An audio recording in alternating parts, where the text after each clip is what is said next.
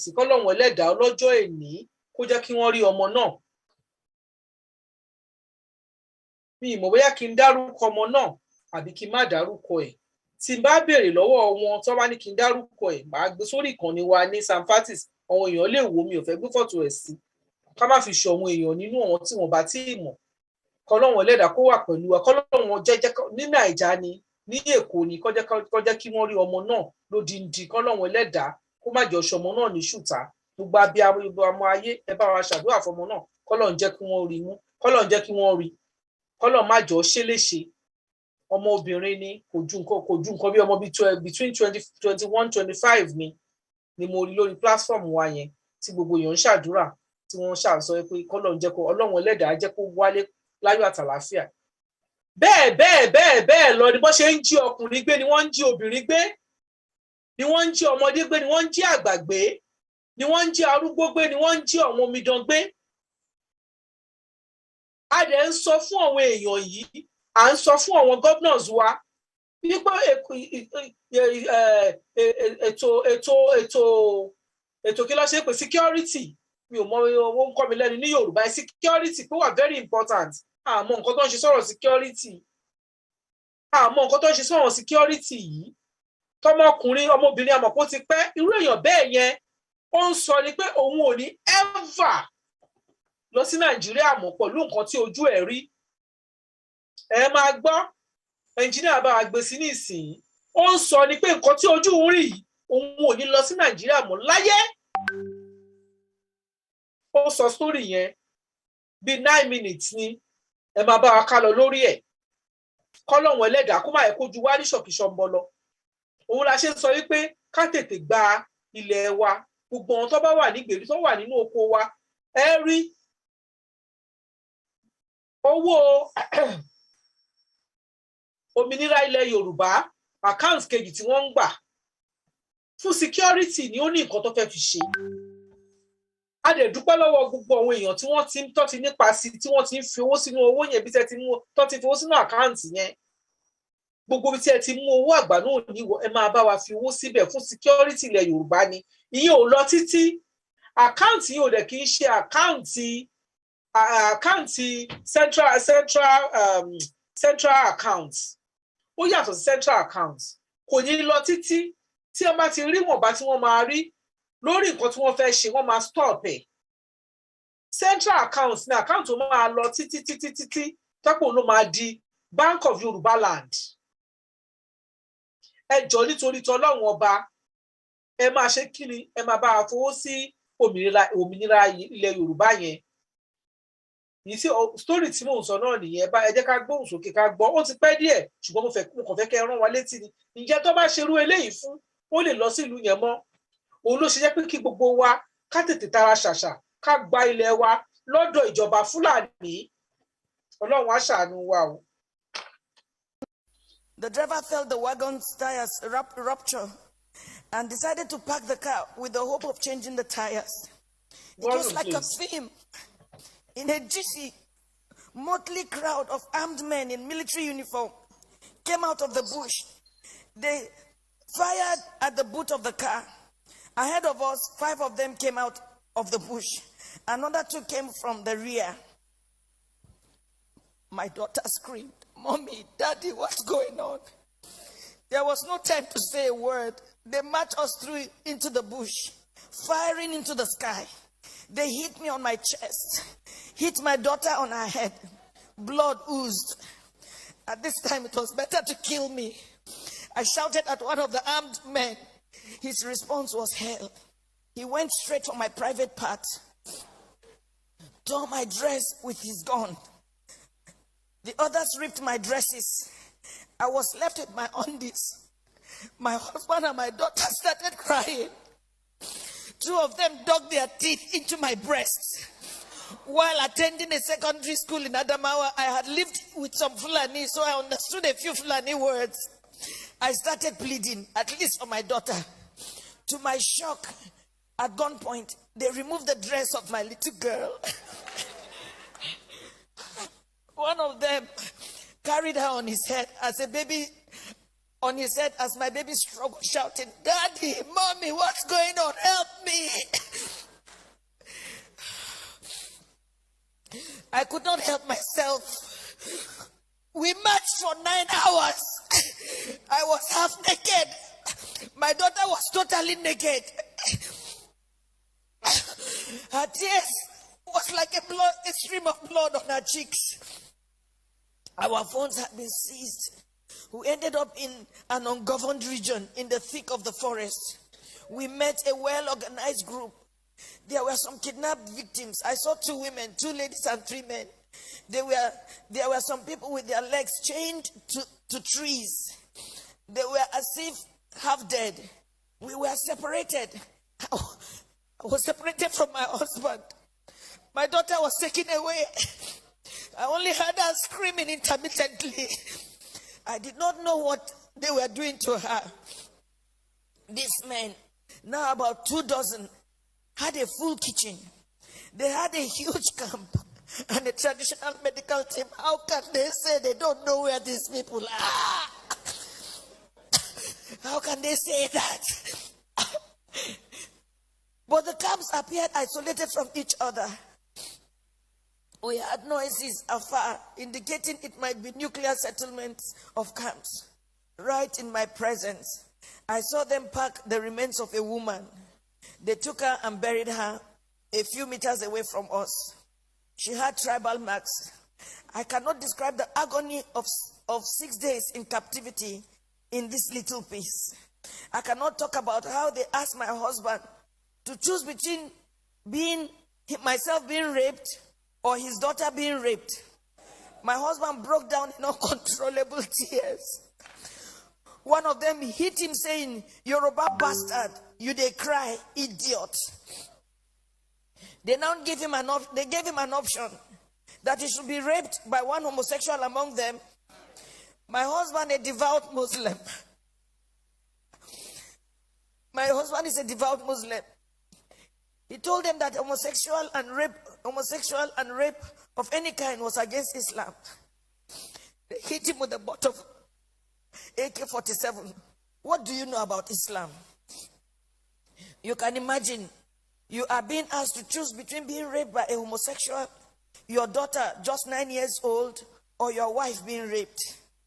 They gave the 4th option. If you fail to choose one, we would rape your daughter, rape you, the man, and rape me, the wife. I made myself the sacrificial lamb. My husband begged, saying they should name any price. One of them asked him to bend down. 3 beastly criminals sat on his back, jumping until he was too weak to stand.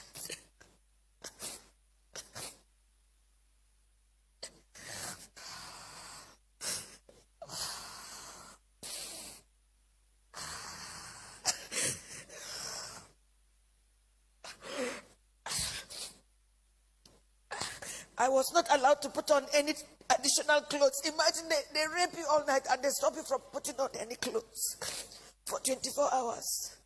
The rain fell once. I became a relic at a sexual museum for the armed men, who in turn addressed me and asked questions about my financial standing. New Fulani men joined the camp. They organized military training for the new Fulani men that came, teaching them how to shoot and walk through circles of glowing fire. They were not released until after 6 days. We were not released until after 6 days. We had to walk the same zigzag journey back to the main road, our eyes blindfolded. During the negotiation to pay, they said the money was not for them alone, that they had to settle those who sent them. For me, I see a thriving organized crime supported by powerful political interests. Now, I do not think we were released to freedom after paying a whopping 8 million naira. I do not think we can ever be free. We can never be free from the anguish, the psychological trauma, the nightmares we suffered, the occasional fits of my daughter, her waking up at night behaving strangely, her asking the same question over and over, "Mommy, Mommy, why? Why? And I do not have an answer. In my life, I have never passed through a torture chamber like this. I do not think any society should let this happen. I do not know the fate of those we met, and about 7 other people brought during the 6 days we were in captivity. What I saw was a nation that has collapsed, but pretends she lives. A people on life support. Crime is not restricted to Fulani people alone. We have Yoruba criminals, but I don't think Yoruba criminals are this beastly. These elements are savages. I can't imagine Yoruba thieves going to Sokoto or Maiduguri to kidnap Fulani people and keep them in their own bushes. It gives me mental torture that this is happening, and some people are even trying to justify or look for excuses. Well, as a devout Muslim,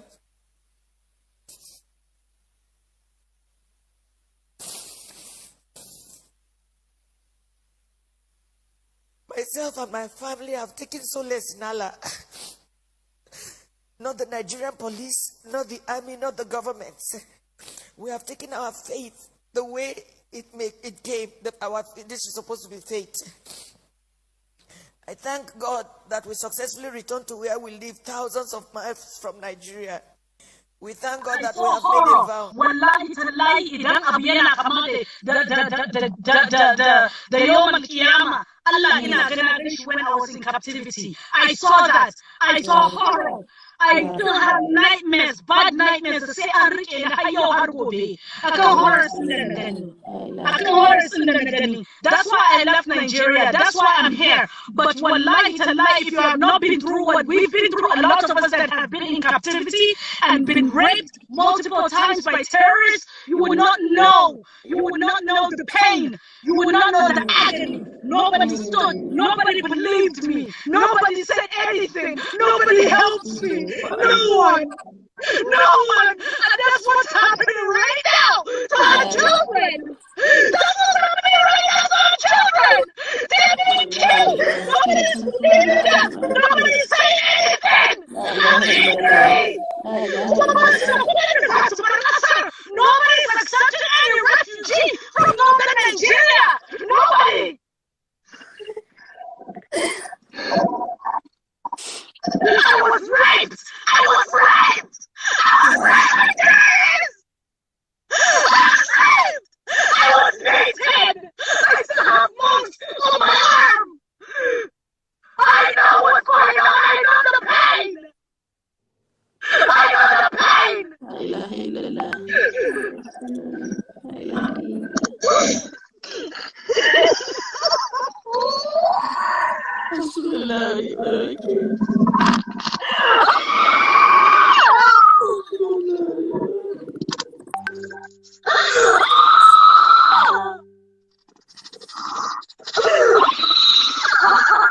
I saw horror. Wallahi tallahi idan abu yana kama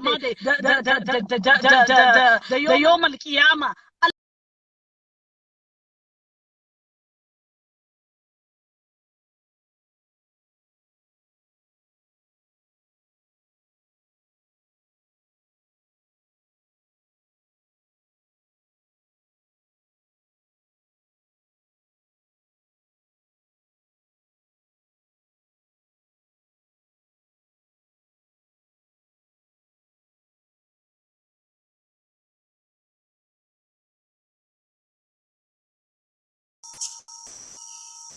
ẹ wò ẹ ṣe rí nǹkan tó ṣẹlẹ̀ ṣe rí àwọn eléyìí last year ló ti ṣẹlẹ̀ òun kò tún ní ká tún ránra wa létí ni o it's so disheartening nǹkan tó ń ṣẹlẹ̀ òun nìyẹn o ṣe bí àwọn tí wọ́n jáde tí wọ́n lè sọ̀rọ̀ nìyẹn ẹ wá lè imagine àwọn tí wọn ò lè jáde the first lady yẹn Yorùbá lady ni the second one yìí Hausa ni àwọn méjèèjì Muslim ni wọ́n.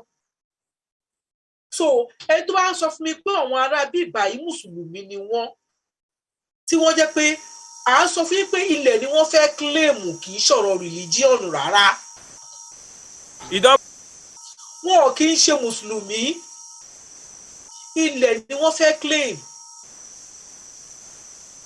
Àwọn Fúlàní Nìjẹ́ì, àwọn Fúlàní àwọn ìlú káàkiri tí àwọn olóríkórì tí wọ́n sọ pé kọ́ wọn máa bọ̀, kọ́ wọn kó wọn wá kí wọ́n wọ ilé sí Nàìjíríà.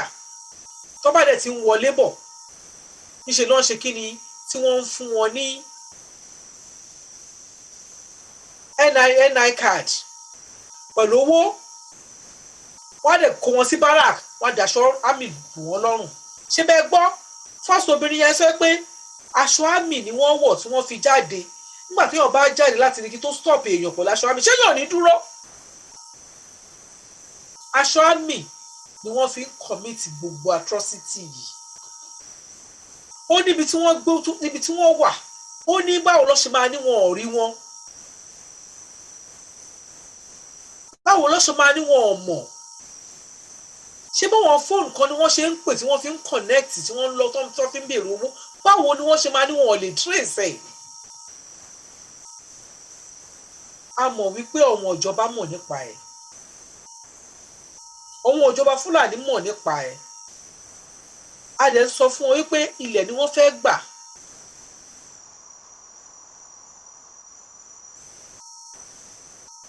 Gọ́ọ̀mẹ̀ntì Benue lélẹ̀ ẹgbọ́n nǹkan tí yẹn sọ nípa wọn. Ẹgbọ́n nǹkan tó, ẹ jẹ́ ká gbọ́ nǹkan tó máa school sọ. Gọ́ọ̀nà Benue lélẹ̀. What I tell you, say the thing where Nigeria don't get into, I think it's even worse than Afghanistan. And it be like say the government where they on top, they also be part of the thing where they happen to us because they know the talk.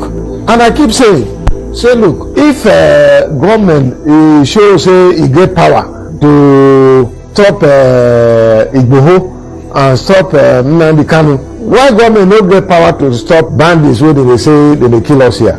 And they don't come and go talk say na this government bring them in 2015 say make dem come help them do election. After election they don abandon them, so they dey look for money wey dem go chop and continue with their life. Our current leaders wey dey for Aso Rock for presidency, they get hand into it. We get problem for Nigeria, and as long as our people keep quiet, I tell you say one day they say this unknown government wey be Fulani bandits, they go come take over villa, they go come take over government house, they go come take over every place. Bow and arrow not be offense for our constitution, but AK-47, AK-49 and machine gun and all those ones are things. But the thing where they ask, they say iPod, they were using pump action, they go catch them. Those one too, government no say make them do them, but they go catch them. But why is the thing they say Fulani men they use AK-47, they use AK-49, they use machine gun, they use explosives, and they no fit catch them. They see allow them. Then they go kidnap our children, then they go kidnap our people, then they go do all kind of atrocity, but they leave them. I don't talk to Mr. President say make you declare these people as he did to iPod, say they be terrorists. The man no gree do. President too, he carry the same oath of office, say he go defend all Nigerian people. But the thing where president they do now, they defend only Fulani people. They are just killing us. As I talk to you, they continue to kill us. And president know where these people dey. They will say they are unknown government. One day there will be unknown president, an unknown governor, unknown minister, unknown this. This is where the country they go. And Fulani people don't talk. Say look, they want they won't carry this country, make it become their own. Make them come and say they Fulani too. Now then get Nigeria. But he can brand iPod, say they be terrorists. He can stop Igboho from the southwest. Why he not do the same thing where they do? Now my evidence with that. The president is part of the thing. They do the thing. He sabi the thing. Why president they only give appointment to Fulani people? People will be prominent Hausa. They don't tell me say look, my brother, this is what you do. You're fighting for us too. What did they go invite them to do? When Gumi talk, did they invite him? When other people will talk, did they invite them? It is the thing don't very clear. Say this government, it may mean well for this country.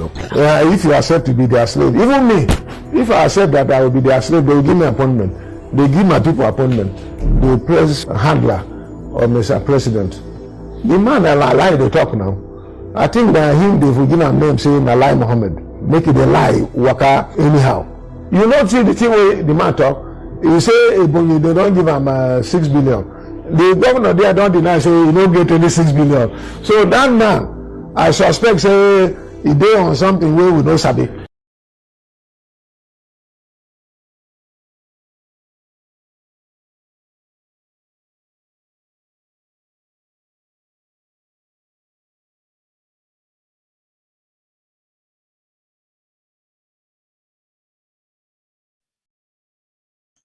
ṣé sí ká tiẹ̀ sọ pé àwọn ẹ ṣé mo dúpẹ́ ká tiẹ̀ sọ pé àwọn women tó méjèèjì tó sọ̀rọ̀ àtẹnì kínní àtẹnì kejì tó sọ̀rọ̀ bóyá ń parọ́ ni bóyá ń make up ṣé bóun lè túbọ̀ lẹ́nu gọ́vnà Tom yẹn gọ́vnà Benue State àìmọye ìgbà tí wọ́n ti ṣe bẹ́ẹ̀ yẹn àfi kí Ọlọ́run kó ṣe kí ni kó bá wa dá ọkùnrin yẹn sí àìmọye ìgbà tí wọ́n ti attempt live òun náà tó ti fẹ́ jí gbé gọ́vnà Tom tó bá pé bí gọ́vnà yìí ṣe ń ṣe àwọn gọ́vnà Yorùbá wa tí wọ́n jẹ́ ṣe tí gbogbo wọn tẹ́nu wọn kò papọ̀ ni gbogbo wọn tó wà nínú gbogbo wa wọ́n ti flush wọn out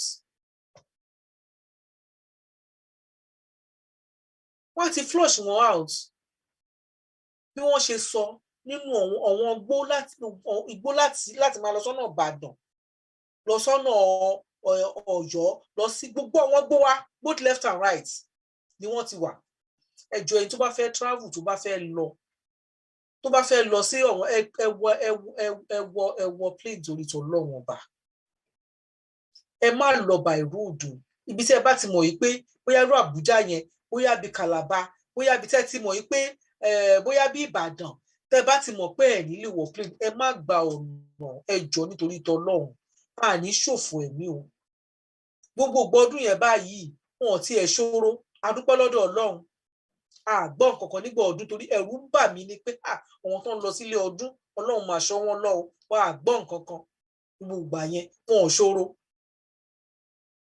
àwọn ìjọba yìí dẹ̀ mọ́ ń pa ẹ̀ ń gbọ́ tí wọ́n ń sọ ni ìkọ́ tún jáde tí mo rí bí abí ìjẹta tí wọ́n sọ pé before the end of the year wọ́n máa jí Muhammad Buhari gbé wọ́n máa jí gbé nígbà tó ọ̀dì gbé nǹkan gbogbo yẹn plan ni ṣé bẹ́ẹ̀ mọ̀ pé plan ni àwọn ò tiẹ̀ mo ṣe sọ fún yín ó distraction ni nǹkan tó kàn ṣẹlẹ̀ sọ́wọ́n èèyàn wa la ní kẹ́yìn mọ̀ kí gbogbo wa torí pésẹ̀ irú àwọn eléyìí irú nǹkan tá à ń rí yìí ká lọ́wọ́n ẹlẹ́dàá ọlọ́jọ́ èèyàn tó ti àwọn méjì yìí wọn ò ní lọ sílùú yẹn mọ́ láyé àfi tí ìlú yẹn tó bá pé irú ọmọ obìnrin the first one yẹn Yorùbá ni àfi tá a bá ní Yorùbá nation ló lè kó lóun ò ní lọ sí Nàìjíríà mọ́ láyé Nàìjíríà nìyẹn ṣùgbọ́n lágbára Ọlọ́run gbogbo ibi tí ọmọbìnrin yẹn bá wà Ọlọ́run á bá mi hí ilẹ̀ torí nǹkan tó ti ṣẹlẹ̀ sí trauma ó wà traumatized bó ṣe wà yá tó wọn àtọmọ yẹn àtọkọ ẹ̀ gan tó bá ń sùn tó bá jí wọn máa rántí lójú àlá wọn máa rántí ni wọ́n need help serious help mo dẹ̀ US lọ́wọ́ alágbára Ọlọ́run mo dẹ̀ gbogbo wọn tó bá ń tán need wọ́n máa fún wọn nílùú yẹn ṣùgbọ́n Ọlọ́run ọba ọlọ́jọ́ èdè ló lè bá wa heal wọn Yorùbá ni wọ́n o ẹni tí nǹkan yẹn ṣẹlẹ̀ sí Yorùbá ni wọ́n gbódè kan tó pa ń bẹ̀ ó ní òun ṣúọ̀ pé ọmọ Yorùbá ò ní lọ gbé Haúsá àbí Fúlàní láti ìlú wọn kó wá gbé wá sílẹ̀ Yorùbá kó máa ṣe bẹ́ẹ̀ wọ́n gbé àwọn ará bíbá yìí wù dín nílẹ̀ Yorùbá ní o wọ́n gbé wọn sọ́lọ̀ Màdúgùrí wọ́n fẹsẹ̀ rìn ní o wọ́n náà wọ́n rìn 9 hours nínú igbó kì í ṣe mọ́tò lọ fi débẹ̀ o wọ́n fi ẹsẹ̀ rìn ní tó fi já sọ́nà Màdúgùrí wọ́n rìn ní 9 hours ẹ̀ẹ́dẹ̀ máa gbọ́nà gbogbo àwọn tó sọ kán dígbè yẹn wọ́n náà wọ́n máa rìn tó bá dẹ̀ débi tó dé yẹn wọ́n ní wọ́n ibi tó gbilẹ̀ sí ni ibi tí wọ́n gbilẹ̀ sí ọpọ́n tó ti ń ṣe ọṣẹ́ ni àwọn ará bí wá lọ́wọ́ ò rí wọn ṣùgbọ́n bó bá yí ò bá mú wọn tọ̀run á mú wọn o ní agbára tí Ọlọ́run tọ̀run á mú wọn. Mo wá gbàdúrà fún gbogbo àwọn olólùfẹ́ àti gbogbo ọmọ Yorùbá pátápátá jákèjálẹ̀ ilẹ̀ Yorùbá pé Ọlọ́run ẹlẹ́dàá ò ní jẹ́ kó rìn ní bèbè wọn ò ní bọ́ sọ́wọ́ ọlọ́wọ́ o wọn ò ní rà ní fẹsẹ̀ sún o Ọlọ́run ẹlẹ́dàá ò ní jọ ẹni tó ń wá wọn ò ní jí wọn gbé o kọ́wọn náà má rìnrìn ẹni tó máa jí gbé o ẹ jọ̀ọ́ nítorí tí Ọlọ́run ọba ẹ ṣọ́ra nílẹ̀ Yorùbá o Ọlọ́run á wà pẹ̀lú ojú òní tì wá o. A ní kò ní ṣíkín báyìí ní ọbẹ̀ oge tiwa torí báyìí a máa mú ètò yìí wá sí ìparí. Ẹ má gbàgbé tí ẹ bá ti fẹ́ ẹ lọ bá wa download kí ló ń lọ is very very important. Ẹ lọ gbà tí à ń ṣó fídíò yẹn lẹ́ẹ̀kan èèyàn kan pè wá wọlé ẹ má bínú pé a gbé kọ́ọ̀lì lórí kí ló ń lọ. Èèyàn kan pè wá wọlé nígbà tá à ń ṣe ṣó fídíò ọmọbìnrin yẹn lọ́wọ́ lẹ́ẹ̀kan èèyàn kan pè wá wọlé bóyá mo lè pẹ́ níyẹn padà tó wá máa gbé kọ́ọ̀lù lórí kí ló ń lọ. Èèyàn kan pè wá wọlé lórí ẹ̀ nígbà tá à ń tí torí fídíò yẹn ó wà very touching me. They fẹ́ stop ẹ̀ torí àwọn tí wọ́n ń wò ó kò burú ẹ má bínú Mr. Abiola Jẹ́gẹ́dẹ́ lágbára Ọlọ́run tí a bá tún máa ṣe ètò à á pè yín ṣe ẹ gbọ́ ní agbára Ọlọ́run níjọ́ mẹ́jọ à á pè yín wọlé Ọlọ́run á bá mi wà pẹ̀lú yín o ojú òní tì yín ẹ lọ bá wa download kí ló ń lọ àti ní Yorùbá World Media ni àti àwa tá a jẹ́ ọmọ ẹgbẹ́ Yorùbá World Media ní agbára tí Ọlọ́run tí ẹ bá fẹ́ máa pè sórí ìkànnì wa orí kí ló ń lọ lè máa pè sí torí bẹ́ẹ̀ ẹ lọ bá wa download ẹ̀ WhatsApp àwọn náà máa gbé sẹ́gbẹ̀ẹ́ kan torí wọ́n ní tiwantiwa tẹ́ni tàkítà ń ta àtàn tiwa la máa lò ọmọ Yorùbá ló ṣe ẹnjìníà àwọn ọmọ Yorùbá tí orí wọn pé àwọn lọ ṣe ètò lọ ṣe kí ló ń lọ yìí torí bẹ́ẹ̀ ẹ jọ̀ọ́ ẹ lọ bá wa download ẹ̀ ẹ̀ tí ò bá dẹ̀ rí bí ó ṣe máa download ẹ kàn sí wa ẹ kàn sí any media tí ẹ bá ń wò ètò ẹ̀ wọ́n á sọ fún ibẹ̀ ṣe máa download ẹ ṣeun gan-an ojú tẹ fi ń wò wá ojú náà mà ní fọ́ o etí tẹ fi ń gbọ́ wa etí náà ò ní di ohun táà náà wá fi ń kàn sí ohun náà ní bàjẹ́ ní agbára ti Ọlọ́run lágbára Ọlọ́run àwa la máa wá ẹ̀yin la dé máa bá ní agbára ti Ọlọ́run nífẹ̀ẹ́ ní kọ́kọ́ wá ṣàwátì o tó bá tún dijọ́ Monday ní agbára ti Ọlọ́run ẹ máa rí wa wò ẹ máa gbọ́ wa yékéyéké àní gbúrò aburú síra wa ní agbára ti Ọlọ́run ojú òde ní tì wá gbogbo àwọn tá a wà nídàálẹ̀ àkérè òkò délé àtòjú owó àtèrè la máa kó délé láṣẹ Ọlọ́run àwa tá a wà ní ilé náà ní agbára ti Ọlọ́run àní gbúrò òkèèrè ìbànújẹ́ o àdè ní rí aburú Ọlọ́run ò ní jọ́ jí wa gbé o Ọlọ́run ò ní fi pa wá o Ọlọ́run ò ní fìyà jẹ wá ògbẹ ò ní gbẹ wá o ẹra máa ṣe o Ọlọ́run á bá mi dúró sí mi ẹ ṣé mo dúpẹ́ bá wa gbé orin ìbílẹ̀ wa sí kí a fi kásẹ̀ ètò náà nílẹ̀ ẹ ṣé mo dúpẹ́ ẹnjìníà wa.